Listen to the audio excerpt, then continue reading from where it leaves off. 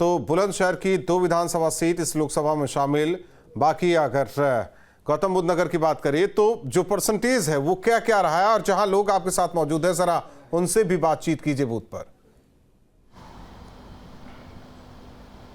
बिल्कुल राहुल, परसेंटेज की बात की जाए तो सबसे ज़्यादा जो परसेंटेज है वोट का, जो 3 बजे तक का आंकड़ा आया है, उसमें देहात इलाके के लोगों ने सबसे ज़्यादा वोट किया है। उसमें खुर्जा, सिकंदराबाद या दादरी के जो इलाके हैं वहाँ का परसेंटेज ज़्यादा रहा है। हालांकि शहरी इलाके में भी वोट पड़ा है और 3 बजे तक के आंकड़ों के मुताबिक 44% वोट पड़ा है। मैं एक सोसाइटी में मौजूद हूँ। इस बार जिला प्रशासन ने एक खास पहल शुरू की थी कि सोसाइटी जो हाई राइज सोसाइटी है वोट डालने के लिए वो अक्सर अपने घरों से इसलिए बाहर नहीं निकलते थे कि दूर दराज वाले इलाकों में पोलिंग बूथ बना दिया जाता था, लेकिन इस बार पोलिंग बूथ सोसाइटी के अंदर बनाया गया। कितना फायदा मिला पोलिंग बूथ बनाने का आप लोगों को?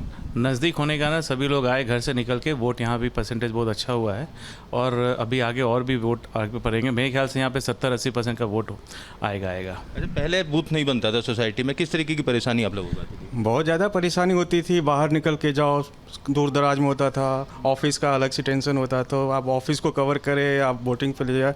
अभी तो हमारे लिए वॉकिंग डिस्टेंस पे हो गया, घर से निकलो और वोट डालो। मैं खुद सुबह सुबह आया, पहले दूसरे तीसरे नंबर पे वोट डाला, तो मेरे लिए मेरा लाइफ आसान हो गया, ऑफिस भी कर लिया, तो बहुत अच्छी बात है, बहुत अच्छी पहल है इवन गवर्नमेंट की तरफ। क्या लगता है आपको परसेंटेज बढ़ेगा इस तरीके से सोसाइटियों में, क्योंकि कई सोसाइटी बड़ी बड़ी हैं, काफ़ी लोग उसमें रहते हैं? परसेंटेज बढ़ेगा और मेरे को लगता है कि जैसे अभी हमारे यहाँ 70 से 80% की वोटिंग हुई है और आगे भी उम्मीद है इससे ज़्यादा वोटिंग होगी। आपके नया वोटर भी बहुत अच्छे खुल के आए, यंग स्टार वाले भी। क्या मुद्दे आप लोगों के इस बार रहे? हाई राइज सोसाइटी की बहुत सारी तकलीफें रहती हैं, कई बार प्रदर्शन करते हैं आप लोग, क्या सोच के वोट डाला है? सबसे पहले सोसाइटी में ये जो बूथ बना के महिलाओं और बहनों के लिए बहुत हुआ है, इसलिए वोटिंग परसेंटेज इससे बहुत बढ़ेगा। दूसरा, बिल्डरों के साथ जो मुद्दे रहे हैं हम लोग के, वो जो इन्होंने टाइम पे डिलीवरी नहीं दी, टाइम पे क्लब हाउस नहीं दिया, चार्जेस इन्होंने पैसे लिए, वो मुद्दे ज़्यादा हैं हम लोग के। अब बताइए, आप भी सोसाइटी में रहते हैं, कितनी सहूलियत हुई है इस बार? सहूलियत तो बहुत है, स्पेशली जो महिला वोट है वो सबसे ज़्यादा हुआ है, क्योंकि स्पेशली दूर दराज में जाने में महिलाओं को ज़्यादा दिक्कत होती है। सुबह का काम भी करना है, सब बच्चों को देखना भी है और फिर आपको जाना भी है। बट अभी क्या है कि सोसाइटी में बूथ बना है तो वो सारी टेंशन ख़त्म है। जो आसपास बूथ बनते थे पहले, किस तरीके से क्या परेशानी आप लोगों को? परेशानी तो बेसिकली ये है कि ऑब्वियसली हमारी सोसाइटी में है, हमारे लिए एक ईज़ है। मतलब आप निकलोगे, आपकी जो कास्टिंग है आप हार्डली 5-10 मिनट में कंप्लीट करके आप वापस आ जाते हो, तो इससे ज़्यादा आसान अब कुछ नहीं है। सर, परसेंटेज अगर बढ़ा तो एक रीजन रहेगा कि सोसाइटियों के अंदर बूथ बनाए गए? बिल्कुल, अगर हम सोच रहे हैं कि 70 से 80% की टर्नआउट देखेंगे हम आज शाम तक, तो उसमें सबसे बड़ा ये जो स्टेप है, और मेरे ख्याल से गवर्नमेंट को आगे और सब सोसाइटीज़ में भी इसको जहाँ तक हो सके मैंडेटरी करना चाहिए, जिससे कि मत प्रतिशत में बहुत ज़्यादा इजाफा होगा।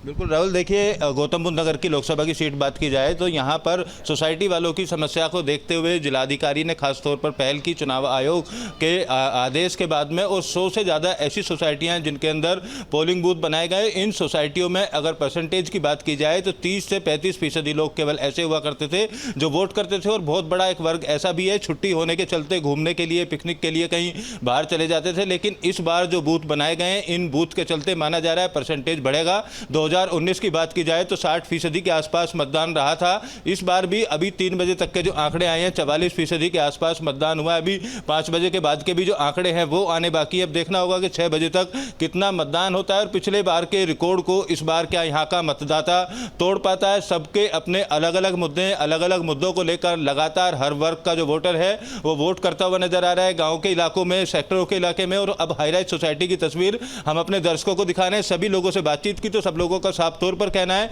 कि हाई राइज सोसाइटी के अंदर ये पोलिंग बूथ बनाना कहीं ना कहीं एक बड़ी पहल चुनाव आयोग और जिला प्रशासन की। और सोसाइटियों के अंदर पोलिंग की अगर बात की जाए तो 70 से 80% वोटिंग होने का इन लोगों का दावा है। कई सोसाइटी में रहने वाले और भी लोगों से हमारी बात हुई थी, उन लोगों का भी कहना है जिन सोसाइटियों में 1300 साढ़े 1300 के आसपास वोटर रहते हैं, उन सोसाइटियों में 900 साढ़े 900 लोगों द्वारा वोट डाल दिया गया है। यानी एक परसेंटेज जो है वो जरूर बढ़ेगा। जिस तरीके की चिंता पहले चरण के चुनाव के बाद जताई जा रही थी कि वोटिंग परसेंटेज कम रहेगा, वो हो सकता है दूसरे चरण में, खासतौर पर गौतम बुद्ध नगर की बात की जाए तो इस बार पिछले बार का जो रिकॉर्ड है वो टूटता हुआ नजर आएगा। राहुल, जाहिर तौर पर अगर जिस तरीके से आपने हर एक बूथ पर जाकर देखा, क्या कुछ तस्वीर रही?